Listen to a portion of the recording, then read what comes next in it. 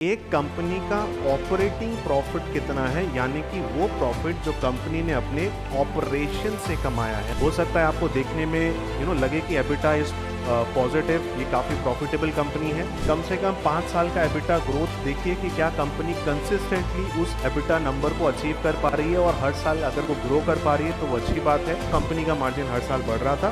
आपको ये भी देखना पड़ेगा कि ये इंडस्ट्री से इतना पीछे क्यों है। Hello everyone, welcome to PW skills finance. My name is Kuldeep, your finance coach, and आज हम डिस्कस करेंगे एक बहुत ही interesting topic, that is EBITDA. So what is EBITDA? उस पर जाने से पहले एक इंटरेस्टिंग फैक्ट समझते हैं। आई होप आप सब जोमैटो के बारे में जानते होंगे, right? That favourite company from the app that you order every day, right? So Zomato का 2021 में जो एबिटा था दैट वाज नेगेटिव 1100 करोड़, यानी कि 1100 करोड़ का नेगेटिव एबिटा था इस कंपनी का in the year 2021, and by the time it reach 2023 company का एबिटा हो चुका था 200 करोड़ पॉजिटिव। तो how did Zomato achieve this turn around? Companies के लिए ये इतना इंपॉर्टेंट मेट्रिक क्यों है? इन्वेस्टर्स एबिटा के बारे में क्यों जानना चाहते हैं? आइए समझते हैं डिटेल में about this term called EBITDA.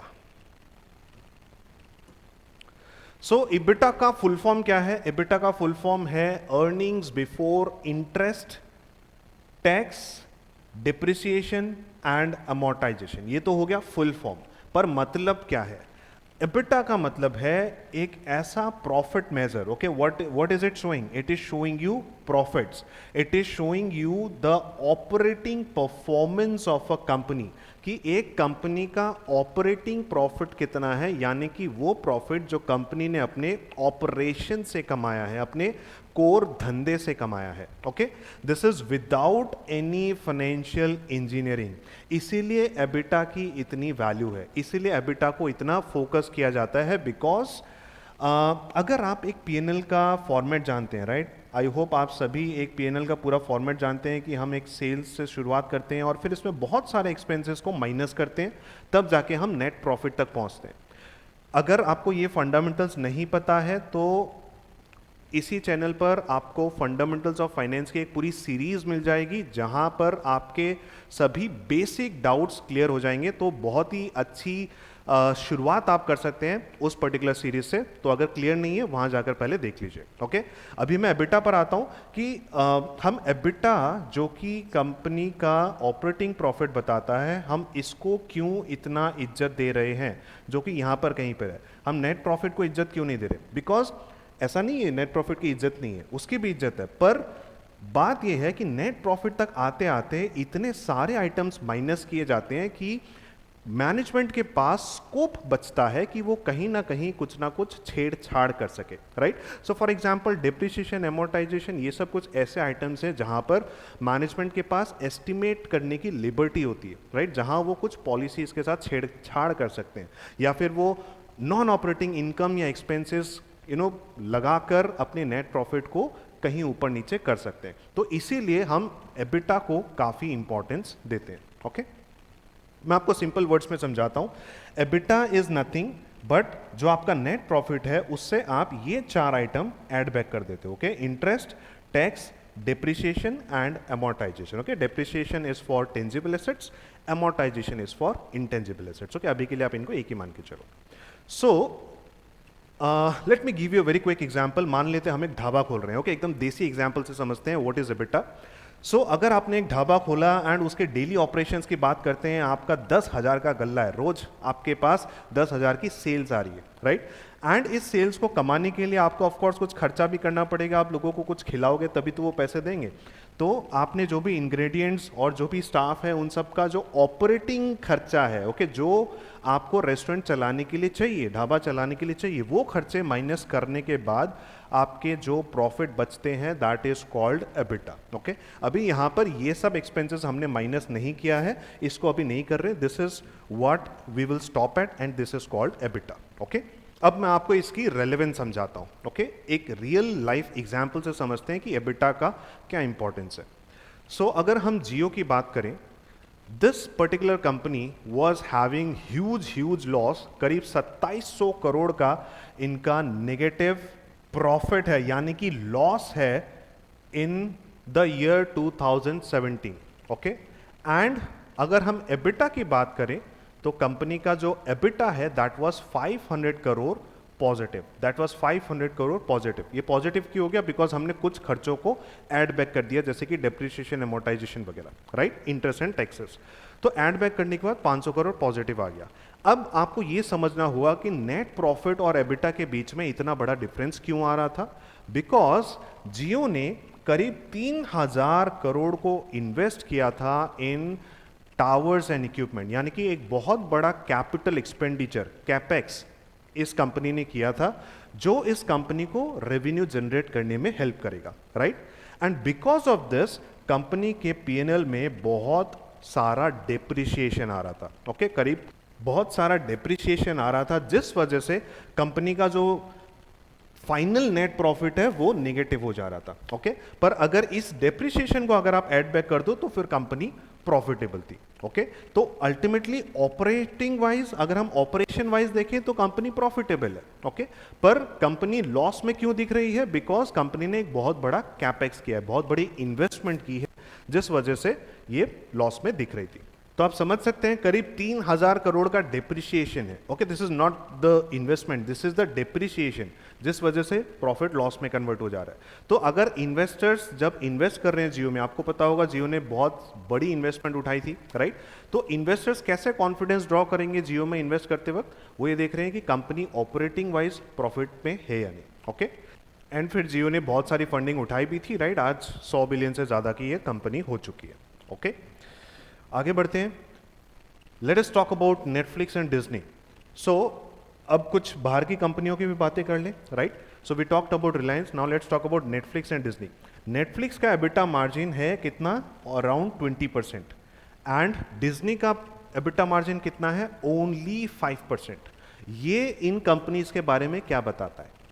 ये इन कंपनीज के बारे में ये बताता है कि नेटफ्लिक्स एक काफ़ी एफिशिएंट कंपनी है जो अपने रिसोर्सेज को बहुत एफिशिएंटली यूज़ कर रही है। ओके, एंड वो कैसे कर पा रही है? नेटफ्लिक्स ने अपने टेक्नोलॉजी पर बहुत ज़्यादा इन्वेस्टमेंट की है। इनका जो रिकमेंडेशन एल्गोरिदम है वो इनके एक एक कस्टमर से ज़्यादा रेवेन्यू निकालने में इनको मदद करता है। तो एफर्ट्स उतना ही लगा रहे हैं, टेक्नोलॉजी भी लगा रहे हैं और खर्चा भी कर रहे हैं, एंड उसके बदले में जो रेवेन्यू निकाल रहे हैं पर customer, that is high for Netflix. इस वजह से इनका जो प्रॉफिट मार्जिन है वो काफी ज्यादा है as compare to Disney, right. तो नेटफ्लिक्स का सीक्रेट क्या है कि वो उन्होंने एक रिकमेंडेशन एल्गोरिदम बनाया हुआ है, उनका डेटा ड्रिवन कंटेंट क्रिएशन करते हैं वो, और ग्लोबली इनका कंटेंट शेयर किया जाता है, राइट। तो these are some of the secrets और USP that Netflix is having, जिसकी वजह से कंपनी का जो प्रॉफिट मार्जिन है वो ज्यादा है, राइट। तो इस लेवल पर भी आप दोनों कंपनीज का मैनेजमेंट का आप स्ट्रैटेजिक विजन समझ सकते हैं। ओके, अब बात कर लेते हैं इंडस्ट्री वाइज एबिटा की। तो ऐसा नहीं है कि हर इंडस्ट्री में आप 20-25% एबिटा मान करके चलोगे, right. So it depends upon industry to industry. अगर मैं सॉफ्टवेयर या आईटी इंडस्ट्री की बात करूं तो ये तो एक बहुत ही हाई मार्जिन इंडस्ट्री है, राइट। आपके कुछ फिक्स कॉस्ट होते हैं, एम्प्लॉयज़ को आपको जो देने हैं उसके बियॉन्ड आप कितना रेवेन्यू ला सकते हो, ये आपका टोटल प्रॉफिट है, राइट। तो इसमें स्केल करना बहुत ही ईजी है एंड ये बहुत ही हाई मार्जिन बिजनेस है। तो 25 से 40% आप इसमें एक्सपेक्ट कर सकते हो। फिर अगर टेलीकॉम इंडस्ट्री की बात करूं तो इसमें भी 30 से 45% मिल सकता है। ऑल्दो ये काफ़ी इंफ्रास्ट्रक्चर हेवी बिजनेस है, आपको बहुत ज़्यादा कैपिटल लगाना पड़ता है, पर इसमें फ़ायदा ये है कि इसमें रिकरिंग रेवेन्यू होता है। तो एक बार कैपेक्स लगाओ एंड फिर आपको रिकरिंग रेवेन्यू मिलते रहता है, राइट। फिर ऑटोमोबाइल की अगर बात करूं तो ये तो बहुत ही कम्पिटिटिव बिजनेस है बॉस, राइट। तो इसमें जो मार्जिन है वो टाइट है, तो आप 8 से 15% ही एक्सपेक्ट कर सकते हो।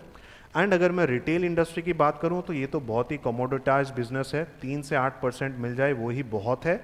वॉल्यूम का गेम है, यहाँ पर मार्जिन्स बहुत थिन होते हैं, बहुत ही छोटे से मार्जिन्स होते हैं, पर आप वॉल्यूम में काम करते हो तो आप सर्वाइव कर सकते हो। ओके, फिर आपके लिए एक इंसाइट है, अगर एसेट लाइट बिजनेसेस हैं जैसे कि सॉफ्टवेयर, इनका एबिटा मार्जिन यूजुअली आपको हाई देखने को मिलेगा as compare to asset heavy businesses जो कि मान लीजिए मैन्युफैक्चरिंग है। ओके, तो वहां पर मार्जिन जो है थोड़े से कम होंगे। तो अब बात करते हैं एबिटा के लिमिटेशंस की, कि एबिटा को जब आप कंपेयर कर रहे हो किन चीजों को आपको ध्यान रखने की जरूरत है। EBITDA can be misleading sometimes. पहली चीज, अगर आप एबिटा के बेसिस पर दो कंपनीज को कंपेयर कर रहे हो तो आप कैपिटल एक्सपेंडिचर को टोटली इग्नोर कर रहे हो, right. It doesn't show machinery equipment replacement cost. तो आपको ये सोचने की जरूरत है, अगर किसी इंडस्ट्री में कैपेक्स जरूरी है, राइट, एक कंपनी अगर ज्यादा कैपेक्स कर रही है तो उसके रेवेन्यू पोटेंशियल ज्यादा है, अगर ये एक इंपॉर्टेंट फैक्टर है तो फिर आपको डेप्रिसिएशन को भी इज्जत देने की जरूरत है, राइट। एबिटा क्या करता है, डेप्रिसिएशन को इग्नोर कर देता है, पर ऐसी इंडस्ट्रीज में आप डेप्रिसिएशन को इग्नोर नहीं कर सकते, तो वहां एबिटा से ज्यादा रेलेवेंट क्या हो जाएगा, ईबीआईटी। ओके, फिर working capital is also ignored bye EBITDA, of course, right. ये इन्वेंट्री, रिसीवेबल्स, इन सब के इंपैक्ट को नहीं दिखाता। हो सकता है आपको देखने में लगे कि एबिटा इज पॉजिटिव, ये काफी प्रॉफिटेबल कंपनी है, पर अगर कंपनी सारा सेल क्रेडिट में कर रही है, एक्चुअली कैश में कुछ आ ही नहीं रहा है, तो ये सब वर्किंग कैपिटल की एडजस्टमेंट्स एबिटा शो नहीं कर सकता। आपको यहां पर भी केयरफुल रहना पड़ेगा।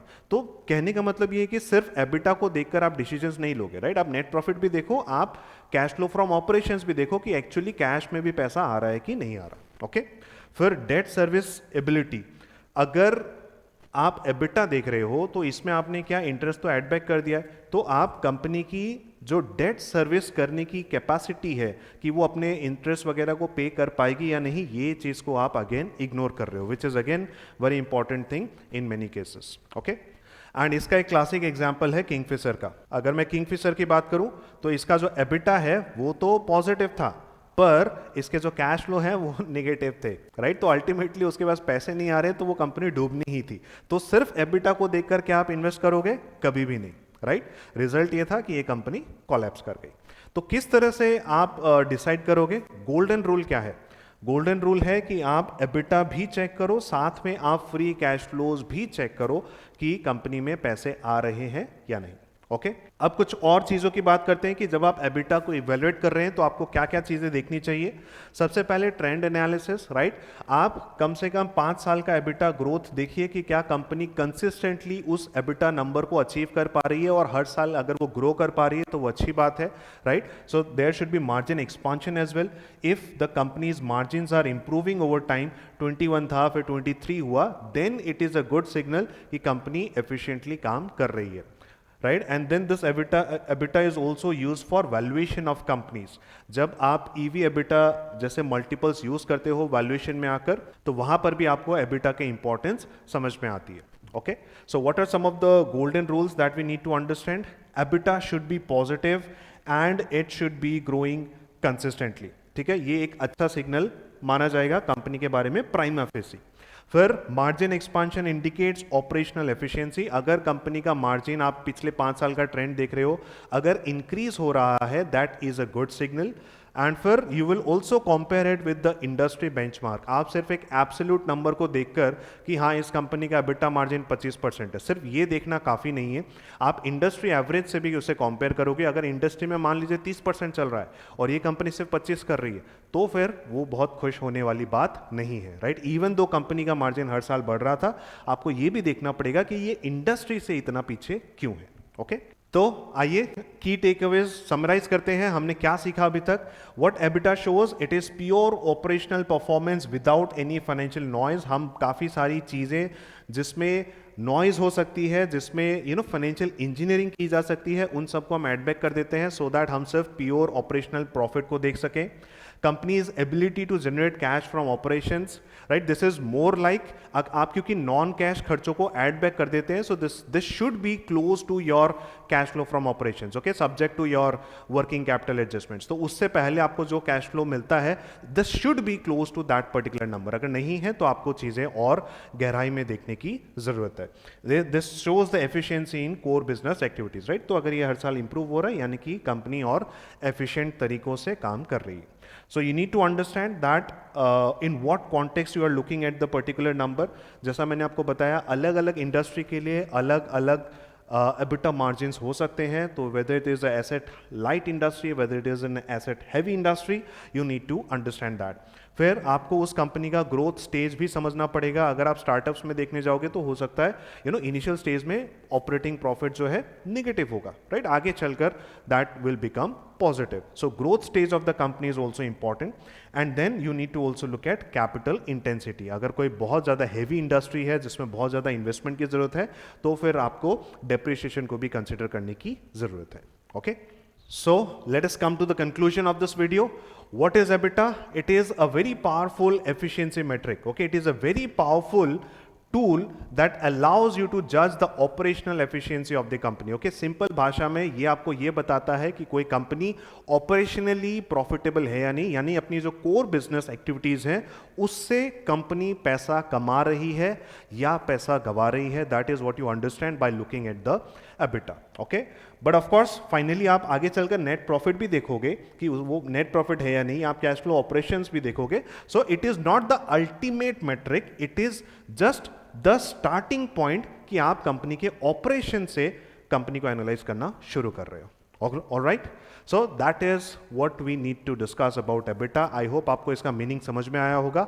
अगर हाँ तो फिर कमेंट्स में बताइए, अगर कोई डाउट है तो वो भी पूछिए, will try to answer that. Okay, and ये सीरीज अगर अच्छी लग रही है तो बताइएगा। Next we are going to talk about the most notorious multiple, I should say, that is P ratio.